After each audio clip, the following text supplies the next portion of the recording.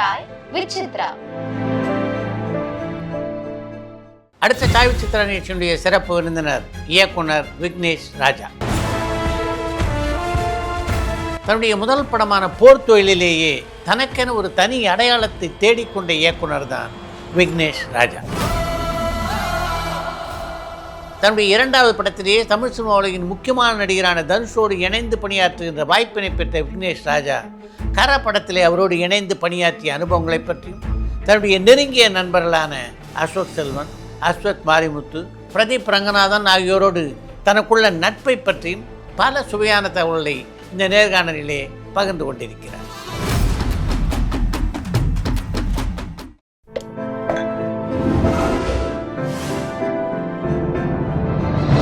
Sai with Chitra. Vignesh ராஜாவுக்கு cinema உலகின் கதவுகளை திறந்தது யார்? கதவுகளை திறந்ததுன்னா என்னோட முதல் பட வாய்ப்பு கொடுத்த ப்ரொடியூசர் தான் இல்லையா. ஸோ நான் வந்து டைரக்டர் ஆகுது அப்படின்னு முடிவு பண்ண உடனே யாரை முன்மாதிரியாக வச்சுக்கிட்டீங்க? அந்த சமயத்தில் எனக்கு கௌதம் மேனன் சார் தான். கௌதம், ஆமாம், அவர் தான் வந்து எனக்கு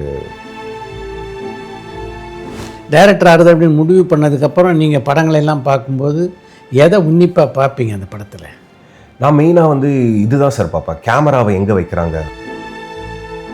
அப்படி கேமரா மூமெண்ட்டு யார் யார் படங்கள் எல்லாம் பார்த்து ரசிச்சிருக்கீங்க? ஏன்னா நான் மெயினாக ஒரு மணி சார் படங்கள் தான். அதாவது உங்களுடைய முதல் படம் இப்படித்தான் இருக்கணும் அப்படின்னு எப்போ முடிவு பண்ணீங்க? அதாவது சார் தெரிஞ்சுன்னு இல்லை, நான் வேட்டையாடு விளையாடு பார்க்கும்பொழுது நான் மிரண்டு போயிட்டேன் நான். ஏன்னா எனக்கு கமல் சார் ரொம்ப பிடிக்கும், கௌதம் சார் ரொம்ப பிடிக்கும். ரெண்டு பேரும் சேர்ந்து ஒரு படம் பண்ணுறாங்கிற போது ஆட்டோமேட்டிக்காக அந்த ஹைப் பண்ணுறது வரும். பொதுவாக மிஷ்கின் சார் ஒரு இன்டர்வியூவில் சொல்லியிருப்பார், அதாவது ஒரு கதை அப்படின்னா ஒரு கதையோட ஃபங்க்ஷன் என்ன, ஒரு கதை ஏன் இந்த உலகத்தில் எக்ஸிஸ்ட் ஆகணும்னா நம்ம வாழ்க்கையை எப்படி வாழணுன்றதை அது ஏதாவது ஒரு விதத்தில் கற்றுக் கொடுக்கணும். ஸ்க்ரீன் பிளே பொறுத்த வரைக்கும் ஒரே ஒரு ரூல் தான் சார், அதாவது அது காஸ் அண்ட் எஃபெக்ட்னு சொல்கிறது. ஒரு சீன் நடக்குதுன்னா அந்த சீனுனால தான் அடுத்த சீனுக்கு. உங்கள் கதையை பொறுத்த வரைக்கும் இந்தந்த விஷயம் நிச்சயமாக இருக்கணும், இதெல்லாம் இருக்கக்கூடாது அப்படின்னு என்னென்னலாம் முடிவு பண்ணீங்க? சார் நிச்சயமாக இருக்கணும்னா சார், நான் சஸ்பென்ஸ் எனக்கு ரொம்ப பிடிக்கும் சார். ஏன்னா சார் இப்போ சினிமாவில் ஒரு படத்தை டைரக்ட் பண்ணுறதுக்கு முன்னாடி யார்கிட்டையாவது உதவியாளராக இருந்து அந்த அனுபவத்தோடு டைரக்ட் பண்ணலாம் அப்படின்னு உங்களுக்கு தோணலையா? எனக்கு ஃபிலிம் ஸ்கூல் போய் கற்றுக்கிட்டோன்னு தோணுச்சு சார். அசிஸ்டன்ட் டைரக்டராக ஆகணுன்ட்டு எனக்கு என்னன்னு தெரியல, தோணலை. போர் தொழில் எழுதி முடித்த உடனே திரும்ப நீங்களே பல முறை படித்து பார்த்துருக்கீங்க. ஆமாம் சார். எப்படிப்பட்ட நிறைவை உங்களுக்கு கொடுத்தது இந்த ஸ்கிரிப்ட்? அதான் சார், எப்பயுமே சார் ஒரு கதையை எழுதி முடிச்சு சார் அப்போ ஒரு நிறைவு இருக்கும் சார்.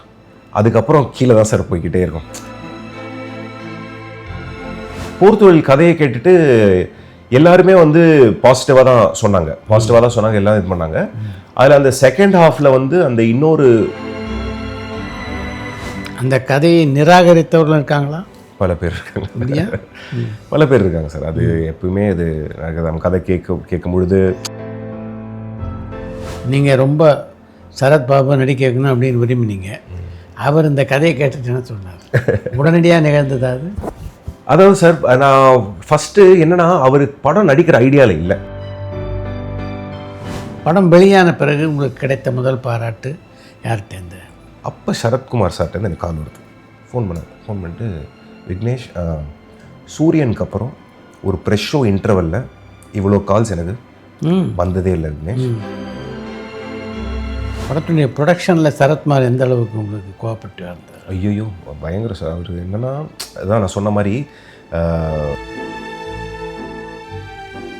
ஒரு படத்துடைய வெற்றி பல கதாநாயகர்களுடைய நெருக்கத்தையும் பல தயாரிப்பாளருடைய அழைப்பையும் பெற்றுத்தரும். ஆமாம் சார். இந்த படம் உங்களுக்கு அது மாதிரி யாருடைய அழைப்பையெல்லாம் பெற்று தந்தது? எனக்கு நிறைய ப்ரொடியூசர்ஸ், கிட்டத்தட்ட எல்லா ப்ரொடியூசர்ஸுமே எனக்கு ஃபோன் பண்ணாங்க. நானும் போய் மீட் பண்ணேன். நம்ம எல்லாருமே இப்போ ஏஜிஎஸ் இவர் அகோரம் சார் கூப்பிட்டாரு. தனுஷ் உங்களை ஏற்கனவே கூப்பிட்டு பேசினதுனால அந்த கதை அப்படி உங்களுக்கு சூட்டபிள் ஆச்சா, இல்லை கதை எழுதி முடியும் போது அவர் தான் சரியாக இருப்பான்னு தோணுச்சா? கதை டெவலப் ஆக 2-3 சீனாக விழும்பொழுது இது வந்து தனுஷ் சார் இருந்தால் இன்னும் ஆப்டாக இருக்கும். படத்துடைய தயாரிப்பாளர் இந்த கதையை கேட்டு இம்ப்ரெஸ் ஆகி இந்த படத்தை எடுக்கலான்னு முடிவு பண்ணாரா, இல்லை தனுஷ் சொல்கிறாரு நல்லா இருக்கு எடுத்துடலாம் முடிவு பண்ணாரா? தனுஷ் சார் தான் என்னை கூப்பிட்டு போனது வேல்ஸ். இந்த கதையை பொறுத்த வரைக்கும் தனுஷ் இதில் வந்து ரொம்ப பர்ஃபெக்டாக சூட் ஆவார் அப்படின்னு உங்களுக்கு தோணினதுக்கு முக்கியமான விஷயம் இது. என்னன்னா சார், ஒரு இமேஜ் கான்ஷியஸ் இல்லாத ஒரு ஸ்டார்னு எனக்கு தோணும் சார் எப்பயுமே தனுஷ் சார் பொறுத்த மட்டும். இந்த கதாநாயகி பாத்திரத்தை பொறுத்த வரைக்கும் ரொம்ப உணர்வுபூர்வமான ஒரு கதாபாத்திரமாக இருக்குது. அதுக்கு மமிதா மிக சரியாக இருப்பாங்க அப்படின்னு எப்படி? லுக் டெஸ்ட் எடுக்கும் பொழுது எனக்கு 100% எனக்கு கன்வின்ஸ் ஆகிடுச்சு. இவங்க வந்து நல்லா இருக்குது. தவிர அவங்க அப்போ பண்ணிட்டு இருந்த படங்கள்லாம் பார்த்தீங்கன்னா இது மாதிரி இல்லை. ஆமாம். ஸோ அப்படின்னும் போது நம்மளது வந்து கொஞ்சம் தனியாக தெரியும். எங்கே போயிட்டு வரேன்? ஒரு வேலையாக போயிட்டு வரேன். திருட்டு வரைக்கும் யார் வச்சாங்க இந்த டைட்டில்? உங்கள் உதவியாளரா நீங்களா? ஹீரோ பேர் கரசாமி வச்சு போகலாம் அப்படின்ட்டு ஐடியா. பட் அந்த கரசாமி வந்து பார்த்தீங்கன்னா ஃபார் சம் ரீசன்ஸ் வந்து எங்களால் அதை உள்ளே கொண்டு வர முடியல. இல்லை, இப்போ பொதுவாகவே எல்லா திரைப்படங்கள்லேயும் அந்த கதாநாயகனுடைய பங்களிப்பு அப்படின்றது இருக்குது. அது ஒவ்வொரு பலத்த விமர்சனத்துக்கும் ஆளாகுது. ஆமாம் சார். நீங்கள் எப்படி பார்க்குறீங்க அதை? சார் நீங்கள் சொல்கிறது எனக்கு புரியுது, அது நல்லா இருக்குது. ஆனால் இந்த காரணத்தினால என்னால் அதை உங்களுடைய முதல் படத்தை பார்த்துட்டு தனுஷை நீங்கள் சந்தித்த போது என்னவெல்லாம் ரெண்டு பேரும் பேசி நீங்கள் நினைவு இருக்கா? நிச்சயமாக நினைவு இருக்கு சார். அவர் படம் பார்த்துட்டு கூப்பிட்டாரு. இரண்டாவது படத்திலேயே ஒரு மிகப்பெரிய நடிகரோட பணியாற்றக்கூடிய வாய்ப்பு உங்களுக்கு அமைஞ்சது. எப்படியெல்லாம் உங்களுடைய கதாபாத்திரங்களை வந்து ஸ்க்ரீனில் ப்ரெசென்ட் பண்ணார் தனுஷ்? அவர் நடிப்புனால நம்மளை வந்து ஒரு நம்ம இந்த ஸ்டாண்டர்டில் இருக்கிற ஒரு ரைட்டர் டைரக்டர்னா நம்ம ஸ்டாண்டர்டை ஏற்றி விட்டுருவார் அவர் நடிப்புனால. அந்த மாதிரியான ஒரு பர்ஃபார்மரு. அதே மாதிரி எழுத்துக்கு ரொம்ப மரியாதை கொடுக்குற ஒருத்தர். மீனிங் உங்களுடைய ஸ்கிரிப்டை பொறுத்த வரைக்கும் இப்போ படமாக பார்த்துட்டீங்க, எப்படி இருக்குது? அதான் நம்ம ஃபஸ்ட்டு கேட்ட மாதிரி நீங்கள் சொன்ன மாதிரி தான். அப்படியே கொஞ்சம் கொஞ்சமாக மறந்து போய்கிட்டே இருக்கும். பட் இப்போ என்னென்னா இந்த ஸ்டேஜில் இப்போ ஓவர்சீஸில் இந்த படத்துக்கும் ஸ்டோரி போர்டு இருந்தது அவங்களுக்கு? ஆமாம் சார். இந்த படத்துக்கும் வந்து நான் தேனீஸ்வர் சார். இந்த படத்தை பார்த்துட்டு எனக்கு தெரிஞ்சு இது வரைக்கும் தனுஷ் அந்த மாதிரி யாரையாவது பாராட்டியிருக்காரான்னு தெரியல. தேங்க்யூ ஜீனியஸ் அப்படின்னு வார்த்தை போட்டிருந்தார். எப்படி இருந்தது அதை பார்த்த போது? அது வந்து அவருடைய பெருந்தன்மை தான். எனக்கு ஒரு பதட்ட நிலையை தான் உண்டாக்கிருச்சு. என்னடா இப்படி சொல்லிட்டாரு. உங்களுடைய முதல் படத்தை பொறுத்த வரைக்கும் இன்னி வரைக்கும் உங்கள் மனசில் நிற்கிற ஒரு பாராட்டு அப்படின்னா யாருடைய பாராட்ட சொல்வீங்க? என்னன்னா சார், ஸ்பெசிஃபிக்காக இல்லாமல் நிறைய பேர் வந்து எங்கள் டைமை வீணடிக்காமல் இருந்ததுக்கு நன்றி அப்படின்னு எனக்கு நிறையா கமெண்ட்ஸ். அது என்னன்னு தெரியல, பேசி வச்ச மாதிரி.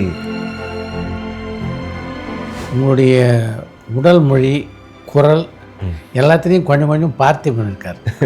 யாராவது சொல்லியிருக்காங்களா உங்களுக்கு? இப்போ தான் சார் நான் இப்போ இந்த படத்துக்கு இன்டர்வியூஸ் கொடுக்க ஆரம்பித்ததில் இருந்து